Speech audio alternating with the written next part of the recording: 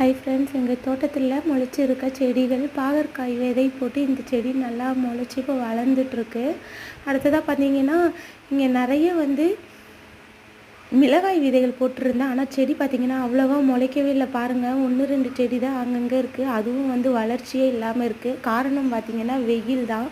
மிளகாய் செடிக்கு அளவுக்கு அதிகமான வெயில் படக்கூடாது, வளர்ச்சியே இருக்காது.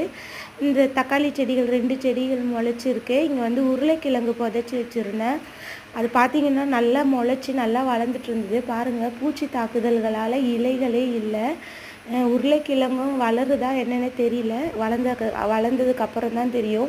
இங்கே தக்காளி செடி நடவு செஞ்சு வச்சுருந்தேன். 3 செடியாக தனித்தனியாக நடவு செஞ்சுருந்தேன். இந்த 2 இடத்துல நெட்டு வச்ச செடிகள் வளர்ந்துட்டுருக்கு. ஆனால் இங்கே வச்ச செடிங்க பாருங்கள், வளரவே இல்லை. அவ்வளோதான், காஞ்சி போயிடுச்சு.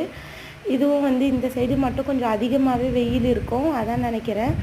நர்சரியில் வாங்கின மாதுளை செடி இது. நல்லா இப்போ புதுசாக தளிர் நல்லா வளர்ந்துட்டுருக்கு.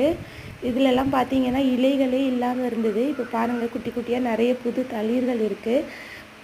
அவரை விதை விதைச்சி 2 செடி நல்லாவே வளர்ந்துட்டுருக்கு. இது நாட்டு அவரை, நாட்டு பட்டை அவரை. இங்கே நிறைய விதைகள் விதைச்சிருக்கேன். இப்போது முதல்ல விதைச்சது கத்திரி விதை. அது முளைச்சிட்டு வந்திருக்கு பாருங்கள். இது நாட்டு கத்திரி, ஊதா கலரில் இருக்கும்ல, அந்த நாட்டு கத்திரி. இது பார்த்திங்கன்னா அவரை விதை. இப்போ வெளியே வந்துட்டுருக்கு. நான் ஒரு 4-5 அவரை விதைகள் கிட்ட போட்டிருக்கேன். அது முளைச்சதுக்கப்புறம் பார்க்கலாம். இது பாகற்காய் விதை. இந்த ஃபென்சிங் ஓரத்தில் ஒரு விதை போட்டிருந்தேன், அதுவும் முளைச்சி வளர்ந்துட்டுருக்கு.